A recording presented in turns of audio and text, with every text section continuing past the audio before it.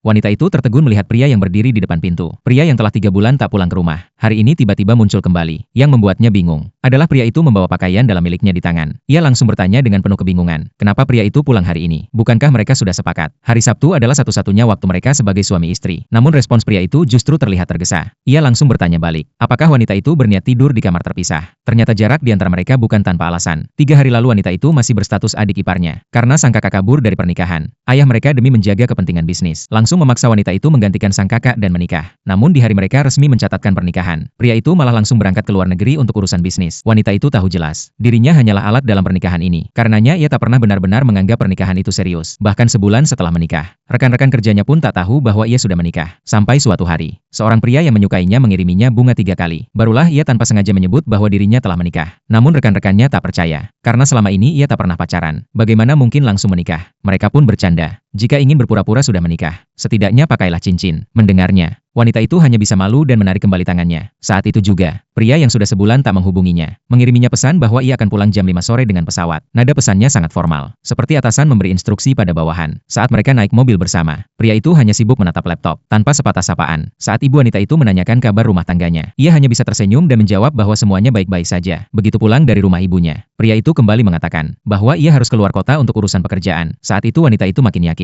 bahwa ia tak lebih dari pion dalam pernikahan ini. Sahabatnya pun ikut gera mendengar ceritanya. Bahkan sempat berspekulasi, apakah pria itu mengalami masalah kesehatan. Wanita itu buru-buru menjawab bahwa mereka sudah bertukar hasil pemeriksaan kesehatan sebelum menikah. Namun sahabatnya justru berkata, kesehatan pria tidak bisa dinilai hanya dari hasil pemeriksaan. Wanita itu terdiam. Sahabatnya lanjut menebak, jangan-jangan pria itu masih belum bisa melupakan cinta pertamanya. Meski wanita itu mengaku tak peduli apakah pria itu punya orang lain, tapi ia tetap ingin menjaga stabilitas pernikahan mereka. Tiba-tiba pria itu masuk, dengan pakaian dalam wanita itu di tangan. Wanita itu terkejut, langsung berkata, ia tak tahu pria itu ingin tidur di kamar mana, karena kamarnya belum dirapikan. Pria itu terlihat tidak sabar, langsung bertanya, apakah ia berniat tidur terpisah? Wanita itu pun memutuskan untuk bicara baik-baik. Pria itu melihat jam, memberinya waktu 15 menit. Wanita itu dengan jujur menyampaikan perasaannya. Ia berharap pria itu mau menyimpan rapat-rapat masa lalunya, agar tidak ada orang yang membicarakan rumah tangga mereka. Pria itu justru kaget mendengarnya. Ia mengatakan, kalau ini adalah cara berpikir yang terlalu mirip urusan bisnis. Seharusnya yang dilakukan adalah mengenal lebih dalam, kumpulkan bukti, baru rebut lebih banyak harta. Tak disangka, wanita itu malah benar-benar mendengarkan sarannya. Pria itu pun tersenyum, mengatakan bahwa ia tak punya cinta pertama, karena sejak memilih menikah dengannya, maka ia adalah satu-satunya istrinya. Lalu pria itu berlutut dengan satu lutut, mengeluarkan cincin dan melamarnya kembali. Ia berkata, segala tanggung jawab dalam pernikahan ini akan ia tanggung sepenuhnya. Malam hari, pria itu tiba-tiba bangkit dan perlahan mendekat. Melihat wajah wanita yang gugup, ia pun mengusulkan, bagaimana jika mereka sengaja mengatur waktu khusus untuk membangun hubungan mereka. Wanita itu berpikir sejenak, merasa itu ide yang bagus. Akhirnya mereka sepakat bahwa setiap hari Sabtu akan menjadi hari khusus untuk hidup sebagai suami istri yang sebenarnya.